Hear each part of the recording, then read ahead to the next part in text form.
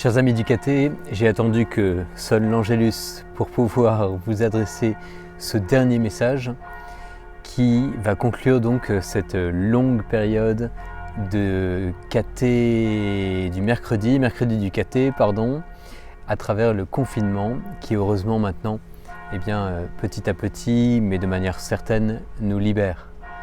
Nous nous reverrons donc en vrai, nous nous voyons déjà à la messe, mais nous nous reverrons en vrai après les vacances pour le retour au catéchisme de la paroisse.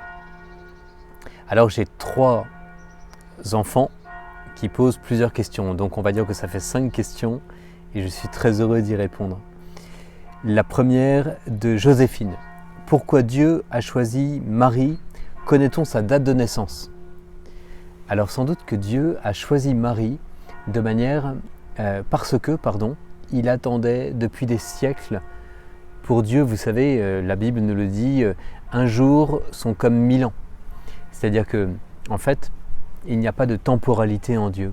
Et donc, il a tout le temps d'attendre. Voilà, il a toute la patience divine qui permet que l'humanité mûrisse et puis que le miracle advienne, que dans le peuple juif, donc, qui a découvert le Dieu unique et qui le prie de tout son cœur, advienne la Vierge Marie, ce cœur pur, cette femme préservée par le Seigneur, et en même temps, avec ses parents, dont on a déjà parlé, Anne et Joachim, on a des cœurs là qui sont suffisamment disponibles pour que la Vierge Marie dise oui à Dieu. Et donc il a choisi la Vierge Marie parce qu'il avait repéré en elle et même préparé en elle le cœur pur qui pourrait lui dire oui librement et de tout son cœur. Donc il y a un moment opportun, voilà. En grec on dit un kairos, il y a un moment précis, voulu par Dieu, permis par Dieu, mais où la liberté humaine aussi s'engage avec la Vierge Marie. Voilà pourquoi Dieu a choisi la Vierge Marie. Sa date de naissance, tu penses bien qu'on n'a pas de photo de l'accouchement de Anne, donc on ne connaît pas précisément la date de naissance de la Vierge Marie, et pourtant on l'a fête dans l'église le 8 septembre. Mais c'est une date qui a été choisie, une date liturgique, voilà, pour fêter, faire mémoire de la naissance de la Vierge Marie. Très bien. Ensuite, deuxième question de Joséphine, combien de fois Saint Joseph est-il apparu? Donc là, je vous avoue que je suis allé faire une recherche parce que moi-même, je ne savais pas. Honte. Et le nombre des apparitions de Saint Joseph qui soient reconnues par l'Église, donc l'Église est très prudente. Elle ne reconnaît pas rapidement une apparition. Une fois qu'une apparition a lieu ou que certains disent que la Vierge, le Christ, Saint Joseph leur est apparu, il y a toute une enquête qui est menée et qui est très précise, très prudente. Et du coup, Saint Joseph a été reconnu par l'Église comme ayant apparu 4 fois. Une fois à Cotignac, qui est la plus connue, on a le pèlerinage des pères de famille à Cotignac tous les ans. Cette année, malheureusement, il a dû être annulé. Mais elle est apparue à Cotignac le 7 juin 1660, à 13h, c'est précis, à un petit berger, un enfant, auquel Saint Joseph apparaît. L'enfant a soif et Saint Joseph lui dit « Si tu veux boire, soulève ce rocher et tu verras une source. » Le rocher est immense et l'enfant lui dit « Mais je ne peux pas. » Saint Joseph lui fait signe d'y aller et l'enfant pousse la pierre qui se déplace alors qu'elle est très lourde et une source apparaît derrière le rocher. Voilà, c'est là qu'a lieu donc le pèlerinage des pères de famille à Cotignac. C'est là qu'on prie beaucoup Saint Joseph comme papa de la Sainte Famille, le père adoptif de Jésus, pour les familles et particulièrement pour demander un enfant quand un couple a du mal à avoir un nouvel enfant. Saint Joseph est apparu aussi en Pologne, à Kalisz, voilà, K-A-L-I-S-Z. Il est apparu en Irlande, à Knock, et il est apparu enfin à Fatima, avec la Sainte Famille, au Portugal donc, au petit berger de Fatima. À la dernière apparition, la Sainte Famille apparaît derrière le soleil qui tourne dans le ciel pour montrer à tous les gens de Fatima la véracité que vraiment la Vierge a donné un message aux enfants et qu'il faut que le monde se convertisse pour ne pas connaître les drames qui suivront. Et donc, la Vierge apparaît pas seule, il y a un ange, l'ange Gabriel, qui apparaît au début des apparitions, qui prépare la venue de la Vierge, qui apparaît aux enfants tous les 13 du mois. Et puis ensuite, dans ce miracle de la dernière apparition, et particulièrement le soleil qui tournoie dans le ciel et des centaines, des milliers de personnes en sont témoins, eh bien apparaît furtivement, voilà, très rapidement, donc il n'y a pas de message particulier, la Sainte Famille où Saint Joseph est présent.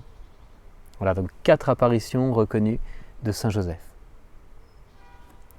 Alors ensuite, Arthur, pourquoi Dieu nous a-t-il choisis?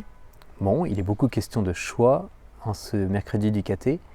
Nous a choisi nous, notre famille, donc plutôt que le voisin qui n'est pas baptisé, qui n'a pas la foi et qui ne va pas à la messe.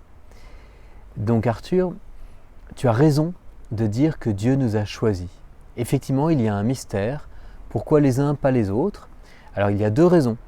D'abord, il y a la culture, c'est-à-dire que ta famille, tu as de la chance d'être dans une famille chrétienne qui connaît l'amour de Dieu et qui a souhaité te la transmettre en te faisant baptiser, en te mettant dans la main de Dieu dès le début de ta vie, en demandant sa bénédiction pour toi et en te communiquant sa vie, donc la vie du baptême. Et puis ensuite, qui veut que tu connaisses le Seigneur, donc qui t'enseigne le catéchisme, qui vient à l'église, au moins au dimanche des familles, et plus chaque famille selon ce qu'elle peut. Et puis enfin, qui va te permettre, ou te permet déjà, d'avoir fait ta première communion, plus tard la confirmation, et de confirmer, vous voyez, comme adulte, eh bien, que tu laisses Dieu imprimer en toi sa grâce, son Esprit Saint. Donc, il y a d'abord donc la culture dans laquelle on est né en France, la France a un grand passé de chrétienté, où le christianisme était très présent, on le voit avec toutes nos églises dans tous les villages de France. Il y a ta famille qui a fait le choix de rendre vivante cette culture, parce que sinon ça reste comme un musée, quoi. Donc c'est pas très vivant. Ta famille a décidé de prendre au sérieux le Christ dans sa vie et dans ta vie, pour te transmettre son amour.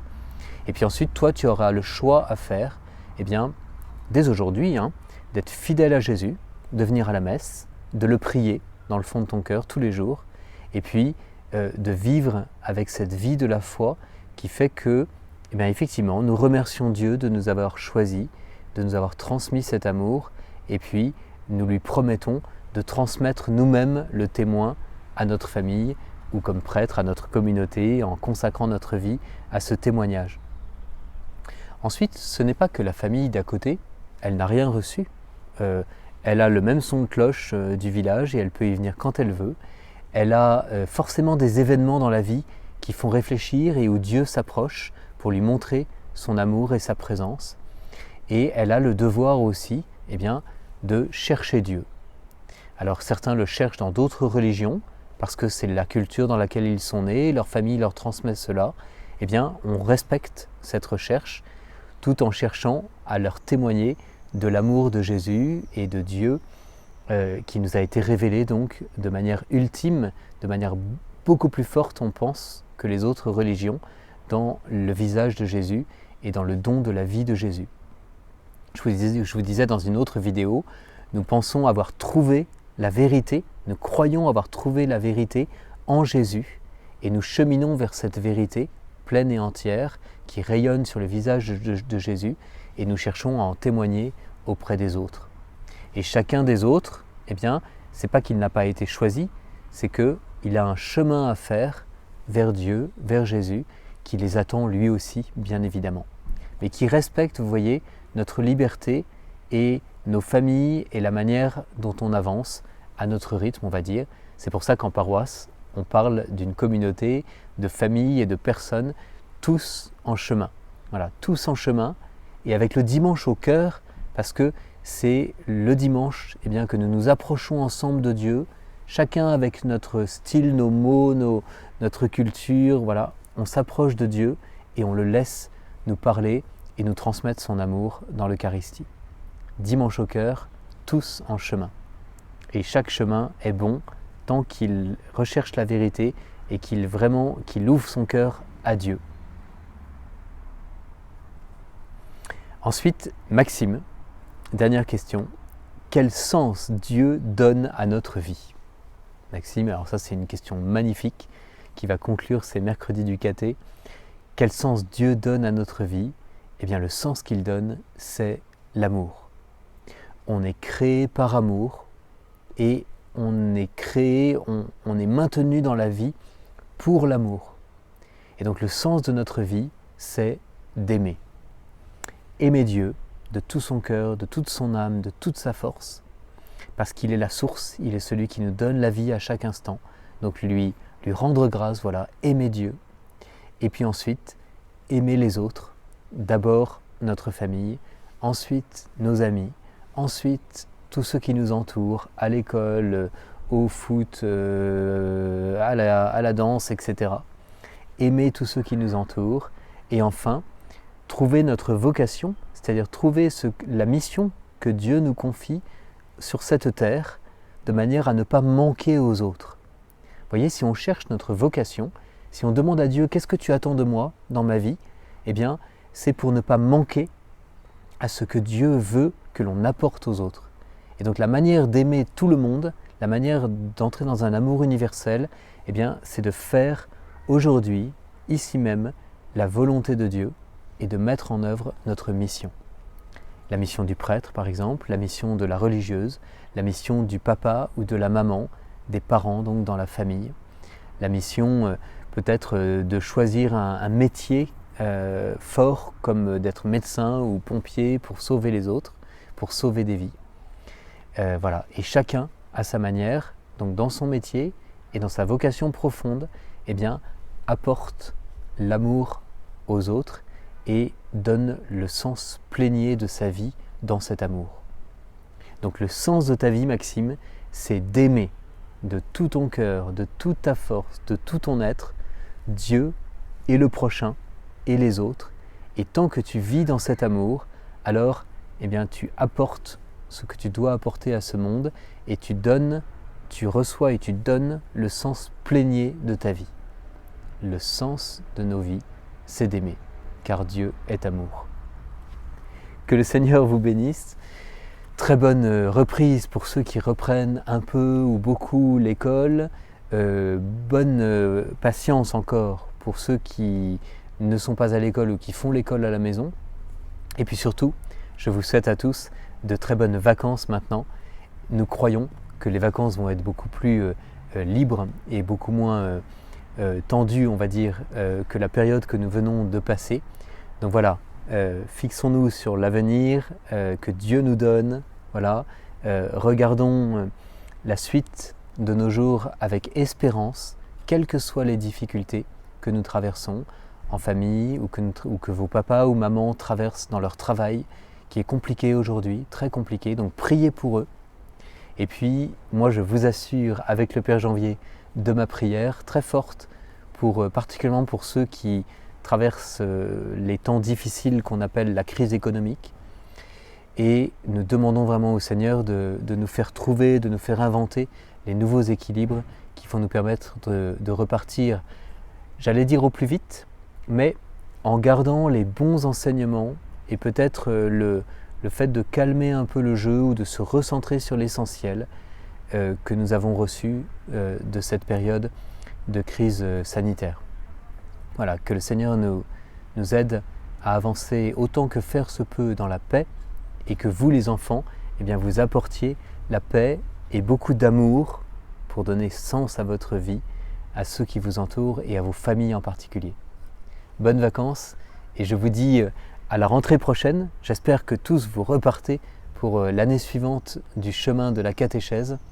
Nous allons donner les dates à vos parents. Je vous dis à la rentrée prochaine, donc dans le cadre du catéchisme. Et un grand merci à ceux qui ont participé au dernier dimanche des familles qui a été très très sympa par Zoom. Et j'espère que vous êtes passés au presbytère pour prendre la carte que je vous devais. Que le Seigneur vous bénisse et vous garde. Amen. Sous ton voile de tendresse.